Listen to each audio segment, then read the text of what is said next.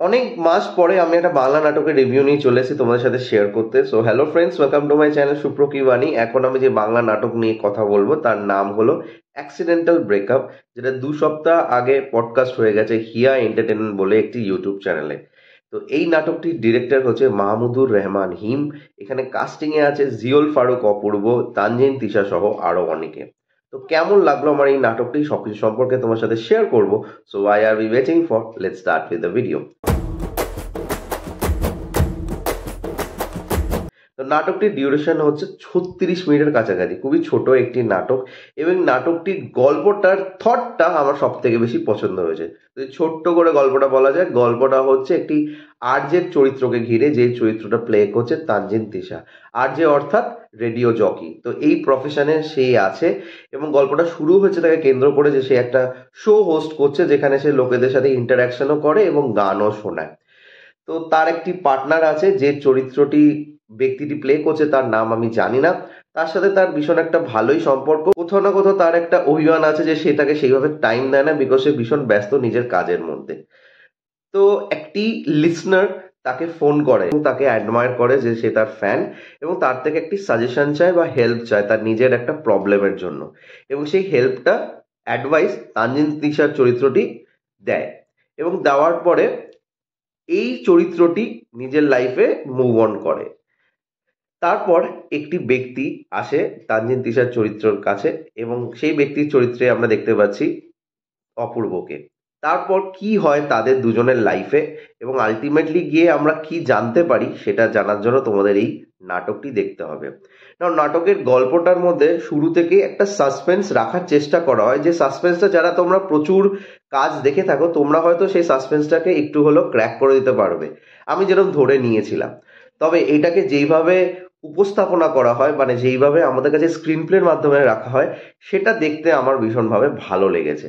গল্পটা খুব ক্রিস্প রাখা হয়েছে এবং তার সাথে সাথে এমন কিছু ইনস্ট্যান্সেস ঢোকানো হয়নি যেটা এই ড্রামাটাকে ড্র্যাগ করবে।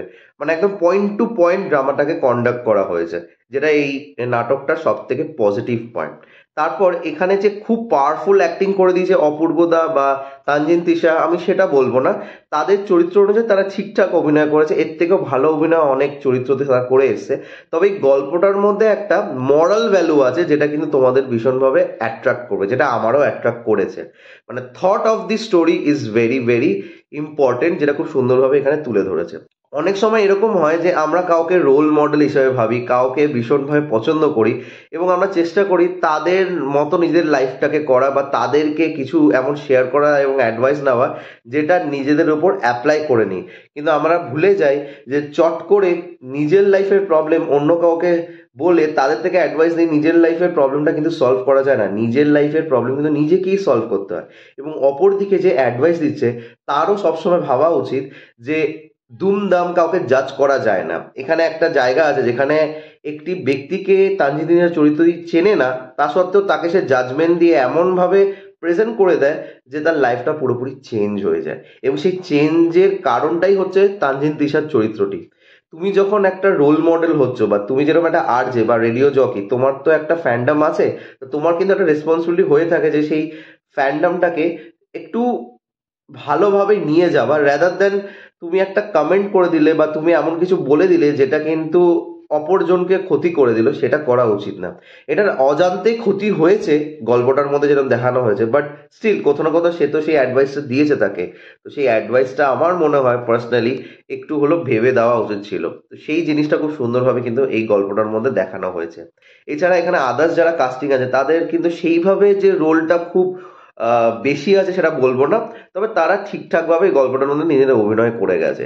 স্ক্রিন প্লেটা গল্পটা খুব ভালো, এবং এখানে একটি গান আছে বা এখানে একটা ব্যাকগ্রাউন্ড স্কোর আছে যেটা কিছু কিছু জায়গায় ভীষণ লাউড হয়ে যায়। সেটা যদি একটু কমানো যেত তাহলে হয়তো বেটার হতো। অনেক সময় কি হয় যে কথাবার্তাগুলো হচ্ছে সেগুলো শোনা যাচ্ছে না ব্যাকগ্রাউন্ড স্কোরের জন্য।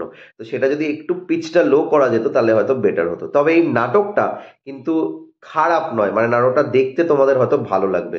তো তোমরা যারা যারা এই নাটকটি দেখেছো প্লিজ কমেন্ট করে জানিও তোমাদের কেমন লেগেছে।